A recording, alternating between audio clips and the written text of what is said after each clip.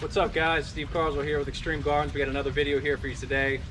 We got a real tropical garden here. We have a ton of different stuff going in. We got some jasmine, minima, a million different things. I'm not going to list it. We're going to get right into the video.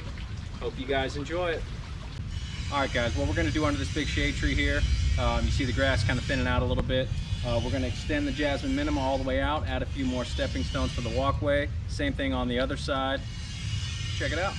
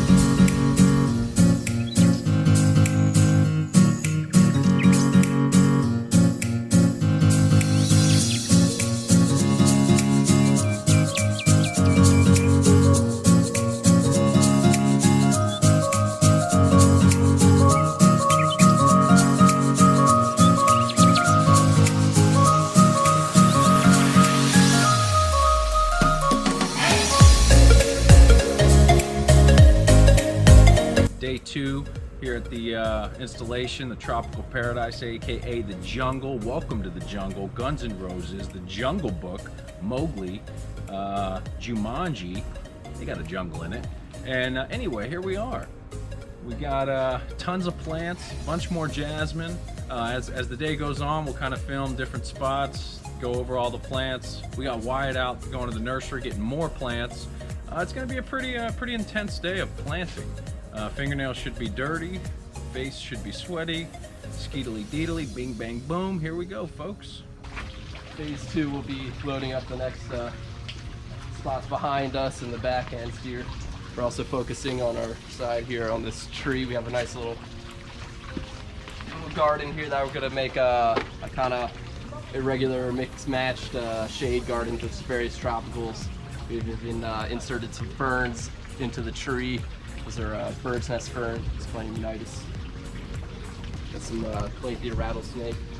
This is our Alpinia purpurata pink ginger that we're gonna have as a centerpiece in our back space there. As you can tell, we have a lot of space in the back. We need some height as well, so this is gonna accomplish both width and height. Does he got any flowers on him? He does. These can bloom sporadically throughout the year. So again, another nice option. This is even a small flower too. The more mature they get, the bigger the flower.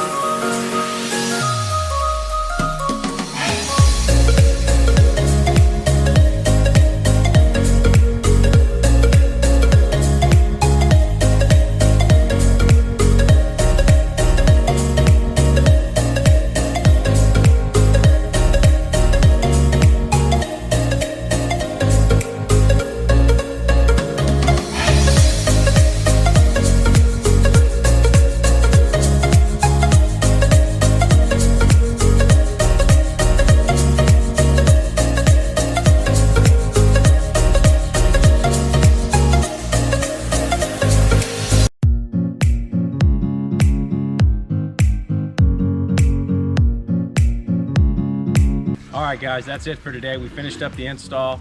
Obviously all the jasmine minima's in. We're going to send you back here in the jungle to kind of walk you through everything that we put in. We're going to let Wyatt take it over from here because he's the man responsible for all this. And he's going to give you all the details. And here we go. Alright, starting in the front here, we got a nice specimen facing out towards the lawn, very visible. This is Trevesia palmata. This is an Aurelia family plant. It's going to actually get a really nice cluster of flowers at the top there, a nice sphere, and it has these snowflake-like leaves that are really just tropical, unique, and really make a statement. We'll move on to the next section over here. On this corner here, we got Bromeliad fasciata, silver vase, throwing some pink flowers out again towards the yard. And a nice hardy shade option here. This is Aglaonema silverado, a nice bright silver white color. Cordyline kiwi, just as a backdrop plant here. Again, draw color and draw your eye inwards. Dieffenbachia sterling. It's another great shade option. Further back here, we got Anthurium, Aglaonema tigris, white ground orchids. Again, all shade hardy options. They're gonna grow in real nice and continue to throw some color and texture and just fill in as they mature. All right, in this section here, we got a nice little informal mixture of tropicals. We have stuff going up the tree. That's Monstera adansonii, Swiss cheese vine that's gonna grow up the tree. Get really nice big leaves with holes in the middle, really unique. Also, if you peek up in there, you'll see some bird's nest ferns living in the nooks of the tree, the ficus tree. Those will, again, just get really long, strappy leaves, something nice to look when you look up at. On the bottom here, we got some ground orchids, white anthuriums, rattlesnake, calathea for some texture, along with your ZZ plant for texture. All really hardy shade options. Aglaonemas, calathea, jungle velvet in the back. These will get some height, so eventually that'll be your middle tier. They even get a nice little white flower, a rosette flower. Really, really nice to play with the white theme we got going on here. And on your flanks, you got some silver ribbon fern, this nice spillage. It's a nice hardy fern too. It's gonna get a little fuller, spills out. You can walk past it, it's not gonna bruise on you. We'll cut across to our next shade nook of plants, accenting this nice La Quala palm that we have above us, a very, very mature specimen palm. Beneath it, we got these Bromeliad fasciata, silver vase. Gonna throw a nice pink flower. We got Calathea silver star as our middle tier, backed up behind Sensation peace lily. Again, that's a bigger peace lily variety, so has a big flower to it too, a big white flower. And then our nice centerpiece behind that is Weeks red philodendron. Gonna get really big. The undersides are nice and red. Nice specimen piece to look up at. Swinging over to this corner, another shade specimen. This is Anthurium big red bird. It's a bird's nest type Anthurium, and very slow grower, very hardy in shade. The nice maroon coloration really plays off nicely on the greens. Beneath that, we have our sweet Pablo peace lilies. They're just about to open up these flowers. These are all fresh flowers here, good shade plants. And our bottom tier is Aglaonema cyan pink. Really nice hardy options, slow growers. They're just really fill in nicely over time. Don't really have to worry about a lot of trimming. And we'll swing down to this pathway here on our exit out. We have a really, really nice mixture of stuff. We have Silverado, Aglaonemas again, nice bright. Second tier is shell ginger, Alpinia azurumbet. It's green shell ginger, very, very hardy options. And to close it off here, we have our Cordyline kiwi. They're gonna get about yay high. They're a dwarf variety. The nice bright green coloration pinks really draws your eye in. And swinging on the opposite side of the pathway here, we got more of the Aglaonema cyan pink as another planting here. We got our ZZ and ferns. Great shade options to go above our bird's nest Anthurium. This is, I believe, Anthurium hookeri, a very, very mature specimen that we did not want to deter away from. So we're just doing a low-lying planting beneath that. More Calathea, Silver Star, Sweet Pablo peace lilies. That's actually in a young stage, so they're gonna stay small for quite a while. And these nice bright guys in the back here, that's Dieffenbachia camouflage. They're gonna get about yay high, and they get nice big leaves, really bright, really draws your eye into this space.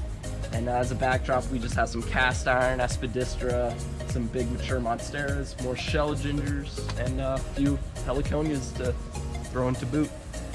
It's a nice little corner here, and that extends right out into our freshly planted minima that we extended out into this yard to just fill in the gaps. The yard was getting shaded out pretty heavily, so we filled her in with jasmine minima, which is far more shade tolerant.